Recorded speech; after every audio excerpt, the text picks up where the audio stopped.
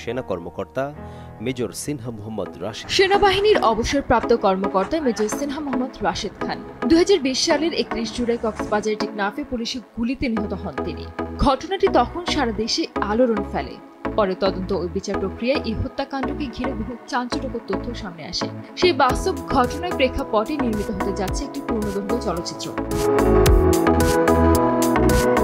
সাকিব ফাহাদ পরিচালিত এই সিনেমায় এবার মেজর সিনহার চরিত্রে অভিনয় করতে যাচ্ছেন ঢালিউড মেগাস্টার শাকিব খান। তিনি যদি সত্যি এই চরিত্রে অভিনয় করেন তবে সেটা হবে তার 26 বছরের ক্যারিয়ারে প্রথমবারের মতো সেনাবাহিনী ইউনিফর্মে উপস্থিতি।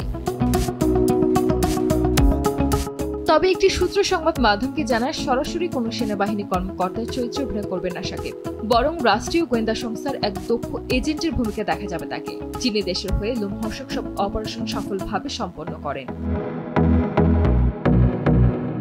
সিনেমাটির গল্পে থাকবে সত্য ঘটনা ও নাটকীয়তার মিশ্রণ, যা তুলে ধরবে তার চাকরি জীবনের নানান প্রেক্ষাপট ও দেশের রাজনৈতিক পরিস্থিতি।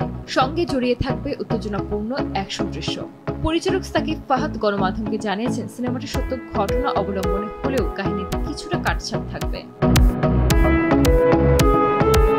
তবে দেশপ্রেম, অ্যাকশন এবং মানবিক আবেগ সব মিলিয়ে এটি হবে একটি শক্তিশালী গল্পের সিনেমা। নতুন এই প্রকল্পের জন্য ইতোমধ্যে সব ধরনের সরকারি অনুমতি নেওয়া হয়েছে বলে জানা যায়। এতে বলিউড ও দক্ষিণ ভারতীয় টেকনিক্যাল ক্রুও যুক্ত থাকবেন। এদিকে ঢাকাই সিনেমার শীর্ষ নায়ক বর্তমানে যুক্তরাষ্ট্রে অবকাশ যাপন করছেন। আগামী সপ্তাহে দেশে ফিরবেন। আর ফেরার পরই সেপ্টেম্বর থেকে তিনি এই সিনেমার শুটিং শুরু করবেন বলে জানা যায়। অধিকাংশ শুটিং হবে থাইল্যান্ডে।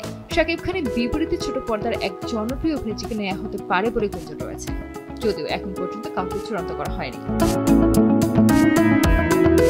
সঞ্জিদা আক্তার, দেশ টিভি।